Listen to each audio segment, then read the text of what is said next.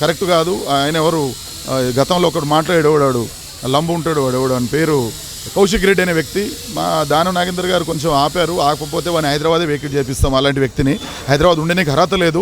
గతంలో మన ఇదే కాంగ్రెస్ గవర్నమెంట్లో ఉండి పీసీసీ ప్రెసిడెంట్ అప్పుడు ఉత్తమ్ కుమార్ రెడ్డి గారి హయాంలో ఎన్నో డబ్బులు అది పోస్టులు ఇప్పిస్తామని చెప్పి డబ్బులు తీసుకున్న వ్యక్తి, వైరవి వ్యక్తి, 420. అలాంటి 420 గారు మా నాయకుని పట్టుకొని ఆ మాట హైదరాబాద్లో తిరిగి నేను ఒక మాట అన్నాడు. ఆయన హుకుం జారీ చేస్తే నువ్వు తిరగవు బిడ్డ కౌశిక్ రెడ్డి, నువ్వు మాట్లాడే మాటలు భరించాము. మాకు పైనుంచి మూమెంట్ రాలేదు. మూమెంట్ వస్తే నువ్వు హైదరాబాద్ నుంచి ఖాళీ చేసి పోవాల్సి వస్తుంది.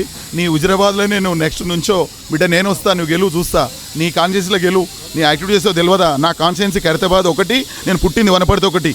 ఈడ తెలుసుకో ఆడ తెలుసుకో బిడ్డ నేనేంటో నీకు చెప్తున్నా. నీ కాన్షియన్స్ని ఓడగొట్టే దమ్ము నాకుంది, అవునా కాదో తెలుసుకో బిడ్డ. నీ కాన్షియన్స్లో కూడా ఎందరో నాకు టచ్లో ఉన్నారు. ఈ కాన్షియన్స్లో తెలుసుకో దానం నాగేంద్ర గారి గురించి. ఆయన ప్రజల పక్షాన ఉంటాడు, ప్రజల కోసం పోరాడతాడు, ప్రజల సమస్యల కోసం పోరాడతాడు. దాని నిమిత్తమే ఆయన పార్టీలో వచ్చి సేవ చేయాలనే భావనతో ఉన్నాడు తప్ప ఆయనను అంటేనంటే మేము ఇంకొకసారి ఊరుకునే ప్రసక్తి లేదు. ఖబర్దార్ బిడ్డ, సెంటర్ అన్నావు, సెంటర్ చెప్పు. సెంటర్ ఏదో అన్నావు కదా, సెంటర్కి వస్తాను, సెంటర్ చెప్పు, మేము చూపిస్తాం ఏంటో. నువ్వు డేట్ పెట్టు, ఏ సెంటరో చెప్పు, చూద్దాం నువ్వేంటో మేమేంటో.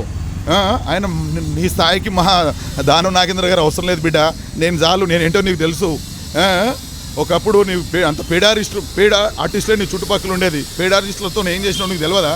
జిందాబాద్ కొట్టపోతే నాకే కదరా నువ్వు చెప్పింది. కౌశిక్ రెడ్డి అన్న మాతో నా డబ్బు ఇస్తే కొడుకులు ఎవరు అరవరన్నా, ఒక్కసారి నీవే జిందాబాదులు కొట్టి అన్నా.